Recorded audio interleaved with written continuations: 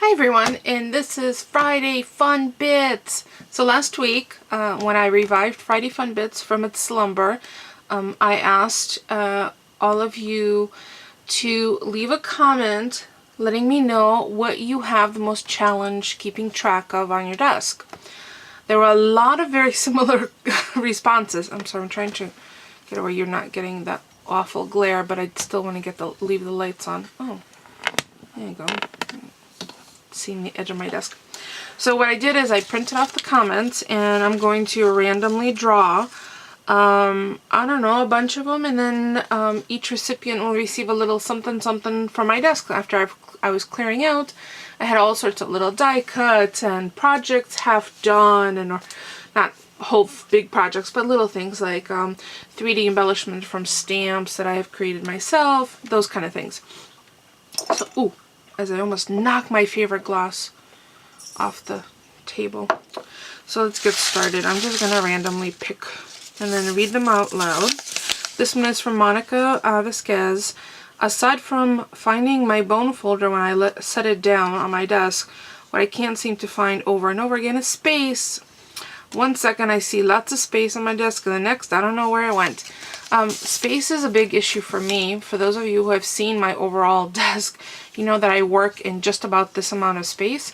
I work and craft in that same amount of space, so I'm often, I have things on my lap, or I have stuff piled up on my printer, and so space is kind of at a premium for me, at least it is at the moment. So I can understand that. The best thing that I could recommend is, if you know that your project is going to take more than one day, keep all of its assemblages, all of its bits and pieces in like a 12 by 12 Ziploc bag, or in a tote that you can close up and take with you to maybe a little bigger space, or so you can keep it all together. Now the bone folder thing, and I will share that with you, I have all of my essential tools in one of these little Dollar Tree metal cups. So I have everything. I have 3 pairs of scissors for different things.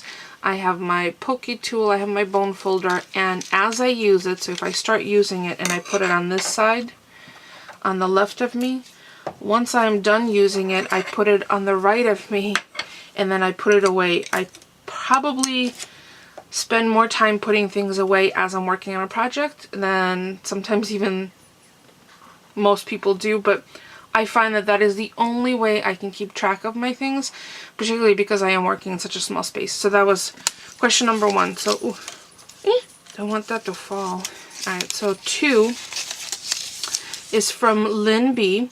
I usually lose my black memento ink. It's big, I know, but it usually manages to disappear when it comes time to stamping something. Keep all your inks in the same place. I'm actually in the process of refurbishing an old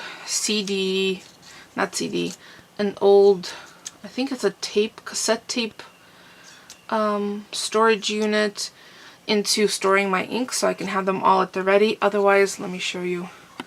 I'm going to loosen my camera a little so you could, I'm going to swing you over and show you where my pile of most often used ink is. It's right there. And then I have another backup over here. Hopefully you saw that. Back to questions. So that's 2. You know what? I'm just gonna dump this out. You guys don't mind. They're all folded. I don't know whose is whose. I'm keeping the winners over here. And no one's a loser, just I didn't pick you for this particular time. So this one's from MKAYOB. I've missed your Friday Fun Bits. Oh, thank you.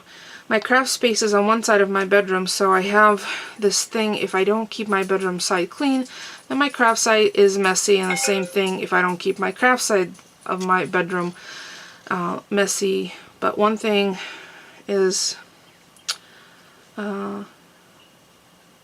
find thicker everywhere, they stick to everything. Thank you for sharing your embellishments. Oh, yeah, thickers are kind of, they're like that little creepy bug, particularly if you buy thickers, even when by the time you bring them home, excuse me, it looks like some of the adhesive has already left off of the back of them. I actually do not purchase a lot of thickers for a particular reason. One, I rarely find that there is enough of any given letter for me in the stash. So, for example, our niece Amanda has 3 A's in her name, and if I use a pack of thickers to spell something out for her, for either a layout or for a card, I've essentially used up all the A's in the thicker pack. So what I do is I just make my own. And that way I make my own based on what I need it for. I don't have any extras lying around, falling off of cards, sticking to the back of my elbow, you know, that kind of thing. So that's my answer to thickers. It might not, you might want to keep them on their original backing. If you find that that backing is not working, you can always use wax paper or parchment paper from the kitchen and just add some some tape runner to the back of them, or just put a whole bunch of tape runner, or if you have a Xyron, on a sheet of Xyron, and just move them over to that location. I know it's a pain, but and keep them zipped in a bag. Scrapping Pink Lady. Most time it's my kids' papers that they bring home from school. After I look at them, they get set aside on my desk and get lost on my scrap stuff. That's probably true of a lot of people. Yes, I would like to have Friday Fun Bits come back. I really enjoy watching it. So here's my suggestion to your children's papers. Scan them. Scan them and then make a little book out of them. There is, I'm going to try not to tilt this too much. I have a Simple Story binding. It's just, all it is a strip of hot glue. But if you scan all of your kids' artwork, you can actually create little books just by heat setting them inside. Size them down so they all fit into, I think there's also a larger size. This is a smaller size. So you can make some of these for grandparents or a Mother's Day present. I mean, they won't get lost. And how cool would it be to send your kids off to college with some of their artwork like that you've preserved this way? Because, nobody can keep all of that stuff together. And I see my camera light blinking, so I'm going to see if I could stretch my... I might have to lower my camera just a little. Excuse me. As you can hear, I sound like I'm stuffed up. I don't feel sick. There you go. I plugged. Oh, did I plug? Yeah, I plugged that in. I think I just have allergies, so pardon my disappearing act voice. So let's see more. Okay. This one's from Patrice Chinerio. Glad to see the return of Friday Fun Bits. Oh, thank you. I craft in a tiny space, and even though I try hard to keep things organized, I find I always lose little embellishments. Pearls or beads, flat back pearls, chipboard stickers, jump rings. Yep, I always lose something somehow. Thanks for sharing your embellishments. Okay, Patrice, here's my suggestion for small embellishments. And I know I owe a video on this, but I made this out of a Lifestyle Crafts die, and this is just it's craft paper. So it's really easy to put together, and what I have in here, and I'll show you, it's this is where I've put all of my little wooden pieces, little veneers, and I know I have to make 4 more, but as you can see, this is an easy way to store little bits and pieces and keep them organized. If you need extra support, this is already pretty sturdy because of all the layers of paper. You can also create a strip around it, and then you can either Velcro it to a wall, or you can use those command strips so you can move it around as you need to. And if it gets mussy and fussy, just throw it out and make a new one because it's just paper.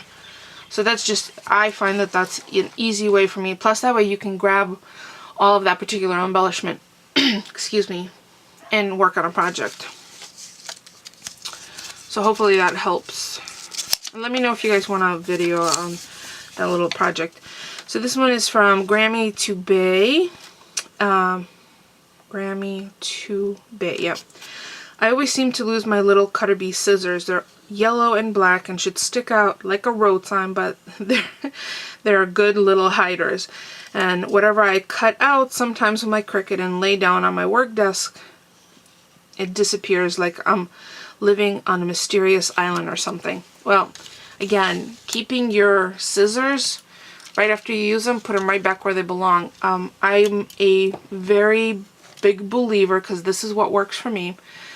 I'm an opportunistic creator. If I have something within reach, I will use it.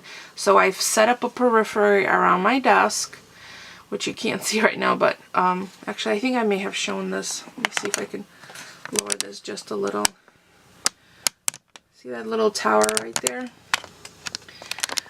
I keep a lot of things in that tower that I reach too quickly, as well as my rounder right here. This way, if I could reach it, I'm going to use it. So that's what I have found works for me, particularly since I am working in a relatively small space as well. I feel like I'm about to lose my voice. I may have to split this up into more than one Friday Fun Bit, so you guys might have to wait another week. So this one is from Deb Crossan. Natasha, I have a fabulous I have a fabulously constant habit of hiding things from myself. I do that as well. There are times I've hidden things so well in a place I just know I'll remember that I may not find it until weeks later. I tend to finally find them when they've been replaced, or I know I don't need them at all. Looking forward to seeing more Friday Fun Bits. Have a great weekend. Okay, well, Deb, I have that. I think everyone has that issue. My husband once put something away so safely. We still have not found it. You might want to use triggers, pneumatic triggers, for where you hide things, or stop hiding it. If you find that you hide things and then don't remember where you hide them, stop hiding. That's really probably the only solution. I'm gonna do one more and then I'm gonna take a break because my voice is literally like on the verge of disappearing. This one is from some Ike likes to scrap. Some likes to scrap. Oh, and please bring back Friday Fun Bits, although I have been enjoying your vlog videos, especially the puppies and chickens. Oh, thank you. So there was no question there, but the other thing that I know I did get asked, excuse me, was misplacing rulers. I'm telling you, my voice is just disappearing. So I had shown this in a vlog recently, but I keep all my rulers on a pot rack S-hook, because if you notice, all rulers have, or most rulers have holes in them. It sounds ridiculous, but it doesn't hurt, don't worry. So right after, immediately after I use a ruler, I put it right back on that hook, and it's sitting, and it's just off the side of my desk, hung up. You can also, I also use rails to, and binder rings to hook like items together, and I put them on those S hooks as well. So like these are resealable bags. I promise you it doesn't hurt. Some similar embellishments also on an on a on a ring, and hanging on an S hook. I also have my swapper dossier, which I made, oh, I don't even know, 2 years ago now, I think. So I have some addresses of people I've swapped with in there. So that's today's Friday Fun Bits. I think what I'm going to do is request those of you whose names I've picked to private message me your addresses, and I will pop a little something in the mail to you. And then I will save the rest of these for to pull a few more for next week before I lose my voice completely. Don't forget to thumbs up. It helps me. It's free for you, and it helps me share if you feel you found interesting information that you want to share with your friends on social media. And don't forget to subscribe if you're not already a subscriber. Otherwise, thank you so much for watching.